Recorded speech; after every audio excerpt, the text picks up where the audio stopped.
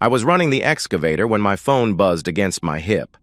3:30 on a Tuesday, middle of another foundation pour, and Frank Morrison was calling me. Frank never called during work hours. Hell, Frank barely called at all. We'd been neighbors for 8 years, nodding over fence posts and borrowing tools, but phone calls meant something was wrong. I shut down the machine and climbed out, hard hat tucked under my arm as I answered. "What's up, Frank?" I said into the phone. "Mike." His voice came back with that flat military tone he used when things got serious. 20 years in the Army had taught Frank to deliver bad news clean and quick. "You need to come home. Now." The construction site noise faded around me. "What happened?" "Emily, okay?" I asked quickly. "There's a black sedan in your driveway that ain't yours," he replied grimly. The words hit like a punch to the gut. 16 years of marriage, and I'd never questioned Emily's faithfulness. Not once. We'd built something solid together. Or so I thought. The house, the routine, the quiet comfort of knowing someone was waiting for you at the end of every hard day. "You sure it's not her sister's car?" I asked. Even as I said it, I knew it was bullshit. Sarah drove a white Honda, same one for 3 years. "Mike, I've been watching for 40 minutes. That sedan's been there since noon. Emily came home at 12:15. She's been inside with whoever drives that car ever since," Frank explained. My hands started shaking. The phone felt slippery against my ear, and I had to grip it tighter. Around me, the crew kept working, pouring concrete like the world hadn't just tilted sideways. "Frank," I started, "get in your truck and drive home. Don't call her. Don't text. Just come home and park on the street. I'll be waiting," he commanded. Then the line went dead. I stood there for a full minute, staring at the phone, trying to process what Frank had just told me. Emily. My Emily. The woman who made coffee every morning at 5:45 so it would be ready when I woke up. Who fell asleep watching old movies on my shoulder every Sunday night. Who'd cried when we couldn't have kids and held my hand through my father's funeral last spring. But Frank didn't make mistakes. 20 years of military service had trained him to observe and report facts, not speculation. If he said there was trouble at my house, there was trouble at my house. I told my foreman I had a family emergency and drove home in a haze. The familiar streets of our neighborhood looked different somehow, like I was seeing them through someone else's eyes. The Hendersons' yellow house with the overgrown hedge. The stop sign at Maple and 3rd where teenagers always ran the red. The coffee shop where Emily and I had our first date 17 years ago. All of it felt foreign now, like props in a play I didn't know I was performing in. Frank was waiting in his driveway when I pulled up. He walked over to my truck before I'd even turned off the engine, moving with that purposeful stride that had never left him despite being retired for 5 years. His gray hair was buzzed short, and his weathered face was set in hard lines. "Black Audi," he said without preamble. "License plate starts with JTR. Been here 2 hours and 20 minutes. I looked at my house, our house, and saw the sedan parked in the driveway like it belonged there, right where I usually parked my pickup after work. The front door was closed, but the living room curtains were drawn tight. They were never closed during the day. "What do I do?" I asked. The words came out cracked and small. Frank's expression softened just a fraction. "You document everything. Get your phone out and start recording. Whatever you find in there, you record it. Don't react, don't yell, don't throw punches. Just record," he instructed firmly. "Frank, I can't," I protested. "You can and you will," he interrupted. "You've got 16 years invested in this marriage and half your assets tied up in that house. You don't want to give her lawyers any ammunition to use against you, so you stay calm, you record everything, and you let the evidence speak for itself." He was right. I knew he was right. But knowing something and doing it are two different things when your world is collapsing around you. I pulled out my phone and opened the camera app. My hands were steadier now. Something about having a plan, even a terrible one, helped focus my mind. "I'll be right behind you," Frank assured me. just in case. We walked across the street together, our footsteps loud on the asphalt. The afternoon sun was bright and warm, birds singing in the oak tree we'd planted for our 10th anniversary. Everything looked normal except for that black sedan sitting in my driveway like an accusation. The front door was unlocked. It was never unlocked when Emily was home alone. She was paranoid about security, always double-checking the locks before bed. But today, it turned easily under my hand. I started recording as I stepped inside. The living room looked normal except for the men's jacket draped over the back of my leather recliner. A jacket I'd never seen before, expensive-looking charcoal wool. On the coffee table sat 2 wine glasses, both half empty, next to a bottle of the good Cabernet we'd been saving for our anniversary next month. My throat tightened, but I kept the camera steady. A trail of clothes led from the living room toward the stairs. Emily's blue blouse, the one she'd worn to work that morning, crumpled on the hardwood floor. A man's dress shirt draped over the banister. Her black skirt at the bottom of the steps. Each piece of clothing was another nail in the coffin of our marriage. But I recorded them all. Frank stayed close behind me, saying nothing, his presence solid and reassuring. The sounds from upstairs made my stomach clench. Low murmurs, rhythmic creaking, the unmistakable sounds of betrayal happening in the bed I'd shared with my wife for 16 years. I climbed the stairs slowly, recording every step, every sound. The bedroom door was half open, and through the gap I could see moving shadows on the wall. My wall, in my bedroom, in my bed. Frank's hand touched my shoulder briefly, not restraining, just reminding me he was there. I reached the door, took a deep breath, and pushed it open wide. Emily froze mid-motion when she saw me, her eyes going wide with shock and something that might have been fear. The man beneath her, dark-haired, maybe 40, someone I'd never seen before, jerked upright so violently he nearly threw her off the bed. "Oh, God!" Emily whispered in horror. "Mike, this isn't what it looks like." I kept the camera rolling, capturing everything. Her naked body scrambling for the sheets, his panicked face as he tried to cover himself, the rumpled bed where my wife had been with a stranger in the middle of a Tuesday afternoon. "This isn't what it looks like," I repeated her words back to her, my voice flat and emotionless. "What does it look like, Emily?" The stranger finally found his voice. "Look, man, I didn't know," he stammered. "Shut up." Frank's command cut through the room like a blade. He stepped around me toward the bed. "Both of you, shut the hell up." Emily wrapped the sheet around herself, tears starting to stream down her face. "Mike, please, let me explain," she pleaded desperately. "There's nothing to explain," I replied coldly. I kept recording as Frank grabbed the stranger by the arm and hauled him out of bed. The man stumbled, trying to maintain some dignity while completely naked and obviously terrified. "Get your clothes," Frank told him with deadly calm. "You've got 60 seconds to get dressed and get out." "Wait, you can't just—" the stranger protested weakly. Frank slammed him against the bedroom wall hard enough to rattle the family photos hanging there.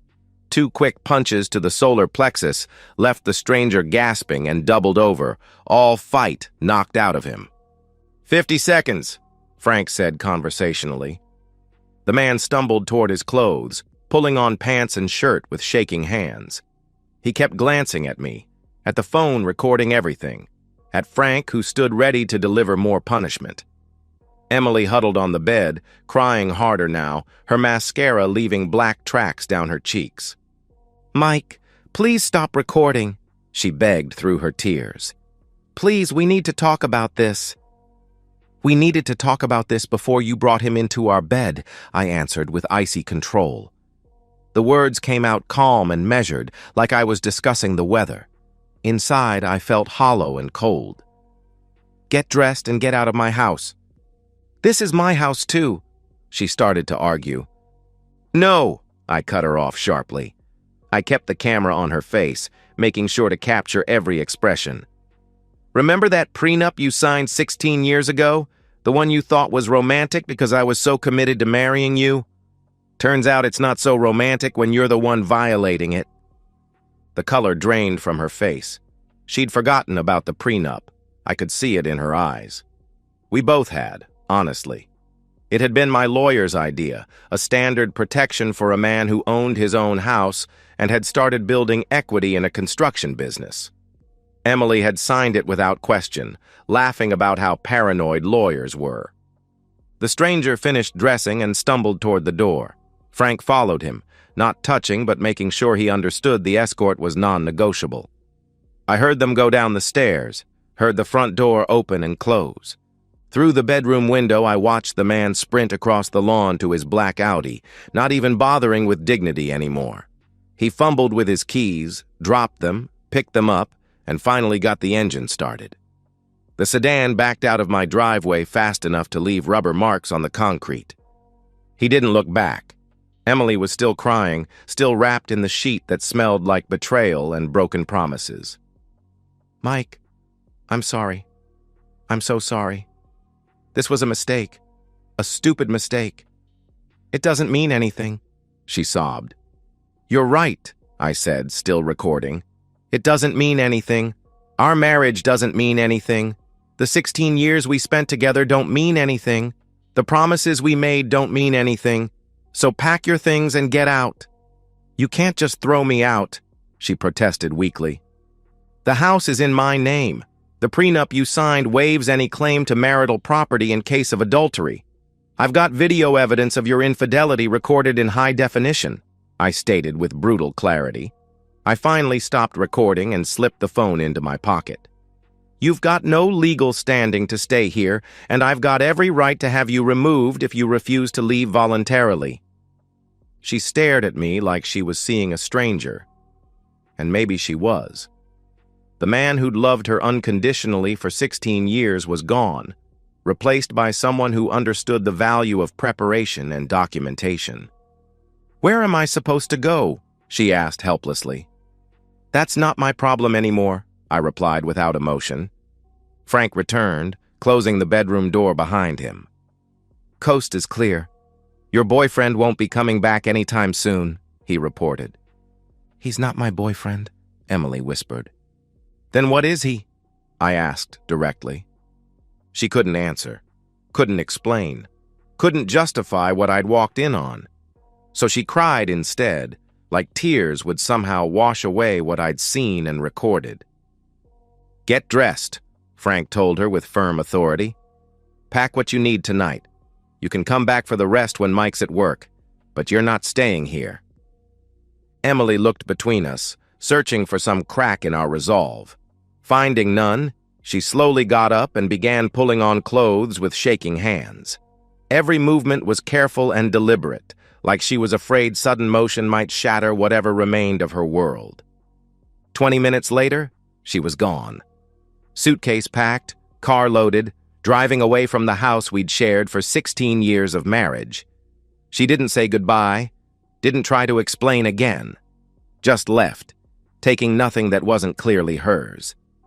Frank locked the front door behind her and turned to me. "Beer?" he offered simply. I nodded. We settled in the living room, cold bottles in hand, watching a baseball game on the television like it was any other Tuesday evening. Like my marriage hadn't just exploded in the space of an hour. We didn't talk about what had happened, didn't analyze or speculate or plan next steps, just sat in comfortable silence, two men who understood that sometimes the most important conversations happen without words. The game went into extra innings, but neither of us minded.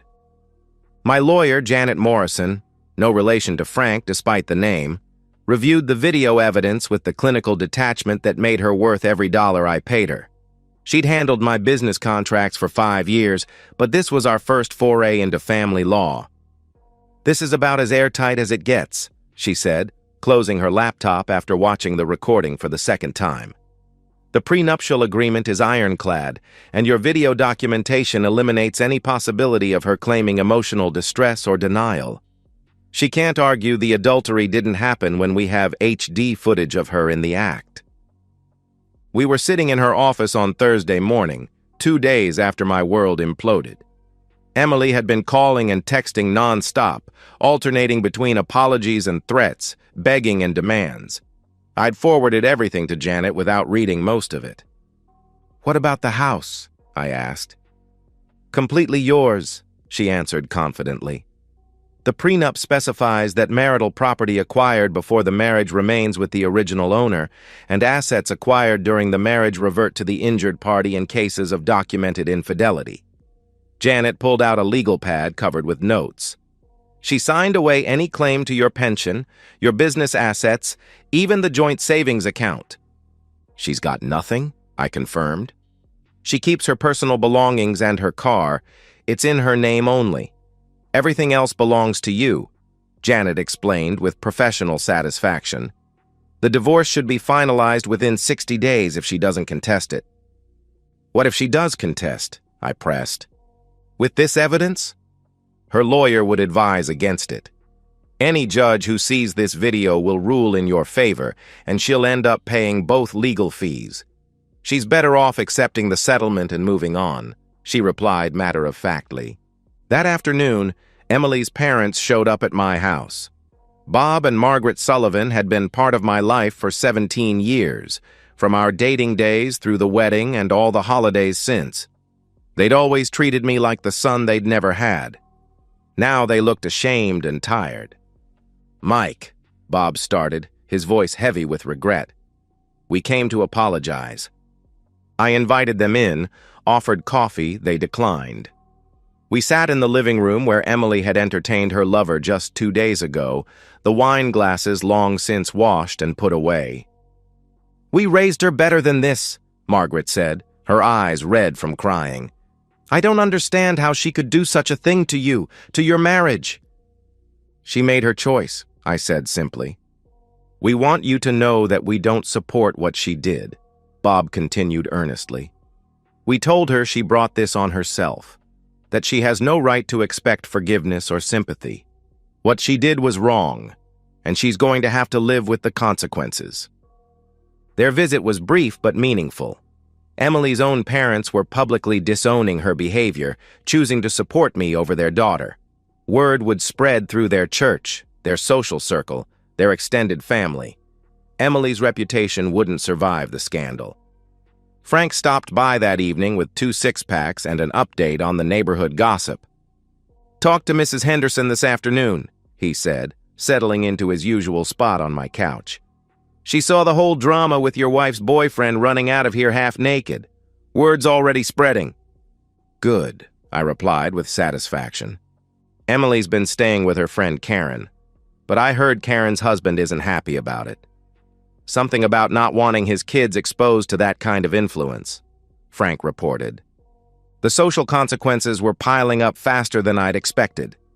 Emily's affair wasn't just destroying our marriage, it was destroying her entire support network. Friends who'd known us as a couple were choosing sides, and the video evidence made those choices easy. My phone buzzed with a text from Janet. Her lawyer called. She wants to meet tomorrow to discuss terms. Sounds like she's ready to cooperate. I showed the message to Frank, who nodded approval. Smart move on her part. Fighting this would just make it worse for her, he observed. Think she'll sign? I asked. She doesn't have a choice, he replied with certainty. You documented everything, got evidence that can't be disputed, and her own family is backing you. She signs the papers and disappears quietly, or she fights it and gets humiliated in court. Frank took a long pull from his beer. Either way, you win. The next morning, I met with Emily and her lawyer at Janet's office. Emily looked terrible, pale, exhausted, like she hadn't slept in days. Her lawyer, a nervous young man named Peterson, had clearly advised her that resistance was futile. My client is prepared to accept the terms outlined in the prenuptial agreement, Peterson said without preamble. She requests only that the proceedings remain as private as possible. That's acceptable, Janet replied professionally. Provided all assets are transferred without dispute and she vacates the marital home within 7 days. Emily signed the papers without looking at me once. Her signature was shaky, uncertain, nothing like the confident flourish she'd used on our marriage certificate 16 years ago. When it was over, she finally met my eyes. "Mike, she started softly. "Don't," I said quietly. "Just don't." She nodded and left with her lawyer, walking out of my life as quietly as she'd signed it away. The whole process took less than an hour. The divorce was finalized on a Friday morning in late March, exactly 58 days after I'd caught Emily with her lover. Judge Harrison reviewed the evidence, confirmed the prenuptial agreement, and granted the dissolution without comment or delay. Emily didn't contest anything, didn't ask for reconsideration, didn't even attend the final hearing. Janet handed me the decree with professional satisfaction. "It's done. The house, your business assets, your pension, the joint accounts, everything transfers to you as of today. She keeps her car and personal effects, nothing else," she confirmed. I felt a strange mixture of relief and emptiness. 16 years of marriage reduced to legal documents and asset transfers. But it was clean, final, and completely in my favor. Emily's parents had been true to their word. At Sunday service the week before, Bob Sullivan had publicly apologized to me in front of the entire congregation, stating that his daughter had betrayed not just her marriage vows, but the values they'd tried to instill in her. The pastor, a kind man named Father Mackenzie, had offered his support and prayers for my healing. The social ostracism was swift and complete. Emily's book club expelled her. The charity organizations where she'd volunteered quietly removed her from their boards. Even the grocery store clerks who'd known us for years treated her with cool politeness when she came to town. The mysterious lover never reappeared. Frank had done some discreet checking. The license plate belonged to a rental car, paid for by a credit card tied to a business address 3 towns over. Whether he was married, single, or just a coward, he'd vanished completely after his humiliating encounter with Frank's fists. "Probably has a wife and kids," Frank speculated one evening as we watched the sunset from my back porch. "Type of man who runs naked from another man's house isn't the type to stick around and face consequences." Emily left town the day after the divorce was finalized. I heard from Mrs. Henderson that she'd loaded her car with boxes and suitcases, leaving behind even the furniture that had technically been hers. She didn't say goodbye to anyone, didn't leave a forwarding address, just drove away like she was fleeing a crime scene. In a way, she was. I spent Saturday afternoon changing the locks, more for psychological closure than security. Every key, every access code, every way she'd once entered my life was now sealed off. The house was truly mine now, legally and practically. Sunday evening, I sat in my kitchen reviewing bank statements and legal documents. The joint accounts had been substantial. Emily had been a good saver, I'd give her that. Her teacher's salary wasn't huge, but she'd contributed faithfully to our shared goals. Now those savings were mine entirely, along with the house, my business, and 16 years of accumulated assets. The prenup had protected everything. The video evidence had made her lies impossible. Frank's intervention had eliminated any threat from her lover. My lawyer's expertise had expedited the process. Every piece had fallen into place exactly as it should. Frank knocked on the back door around 8 o'clock, carrying a bottle of good whiskey and wearing a satisfied expression. "Figured we should mark the occasion properly," he said, setting the bottle on my kitchen table. "Complete victory deserves proper celebration."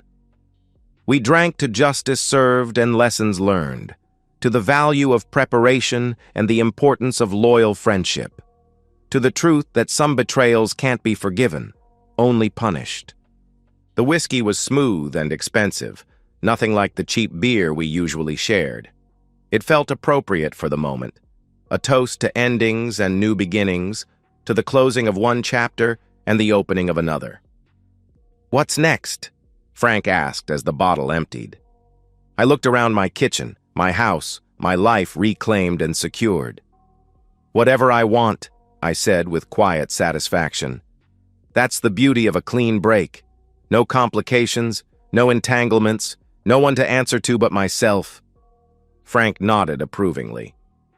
Freedom earned through smart planning and decisive action. Your old man would be proud, he observed. He was right. My father had been a practical man who believed in preparation, documentation, and following through on consequences. He'd taught me to think strategically, to protect what was mine, and to never let anyone take advantage of my trust twice. Emily had counted on forgiveness, on emotional reaction, on the assumption that 16 years of marriage meant something more than legal contracts and recorded evidence. She'd been wrong about all of it. The house was quiet after Frank left, but it wasn't empty. It was mine, completely and legally mine, filled with the satisfaction of justice served and the peace that comes from knowing the truth had prevailed. I went to bed that night in clean sheets, in my own house, with no secrets or lies poisoning the air. For the first time in months, I slept without dreams. 3 months later, Frank and I have settled into our ritual. Every Friday at 6:30, we sit on my front porch with cold beer and watch the quiet street. The neighborhood hasn't changed much. Same houses, same families, same peaceful rhythm of suburban life. But everything looks different now through the lens of hard-earned wisdom. The black sedan never returned. Emily never returned. The coward who'd fled my house naked and terrified never showed his face in our town again. Some problems, handled decisively, solve themselves permanently. My construction business is thriving. Word somehow spread that I was a man who handled betrayal with intelligence rather than emotion, who planned strategically and followed through on consequences. Clients respect that kind of character, and my reputation for reliability has never been stronger. The house feels more like home now than it ever did during my marriage. No hidden lies, no secret resentments, no wondering what was happening while I worked late at job sites. Just honest space for an honest man to live an honest life. Frank takes a long pull from his beer and nods toward the Hendersons' house, where their teenage daughter is saying goodbye to her boyfriend on the front steps. Kid's got good sense, he observes approvingly. Keeping things visible, above board. The way it should be, I agree. We don't talk much during these Friday sessions, but we don't need to. We've both learned the value of loyal friendship forged through shared crisis. Frank saw trouble coming and warned me. He helped me gather evidence instead of acting on emotion. He eliminated the threat when it needed eliminating. That kind of loyalty can't be bought or faked. The sun sets behind the oak trees, casting long shadows across the street where I once lived, lies without knowing it. Now I live truth, documented and verified, with a friend who understands the importance of watching out for each other. Sometimes Emily's parents drive past on their way to evening church services. Bob always waves. Margaret sometimes nods. They've never asked about their daughter, never mentioned where she went or what she's doing now. Some chapters close completely when they end. At 7:30, Mrs. Henderson brings out her garbage cans for tomorrow's pickup. Mr. Peterson walks his dog past our house, stopping to chat about the weather or the latest city council meeting. Normal life continuing normally, the way it should when everyone's honest about who they are and what they want. Frank finishes his beer and stands to leave, same as every Friday. Good week, he says simply. Good week, I agree. I stay on the porch after he goes, watching the street grow quiet as families settle in for the evening. Lights come on in windows. Television screens flicker blue in darkened living rooms.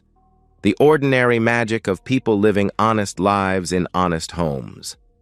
My phone doesn't ring with desperate calls or angry texts anymore. My mailbox doesn't fill with lawyers' letters or bills for someone else's mistakes. My house stays exactly as I leave it. No evidence of betrayal hidden in bedroom shadows or wine glasses on coffee tables. The peace isn't just the absence of conflict. It's the presence of truth, earned through strategic thinking and decisive action. It's knowing that preparation matters, that loyalty has value, and that some bridges burn completely when they're built on lies. At 8 o'clock, I lock up and go inside, turning off the porch light behind me.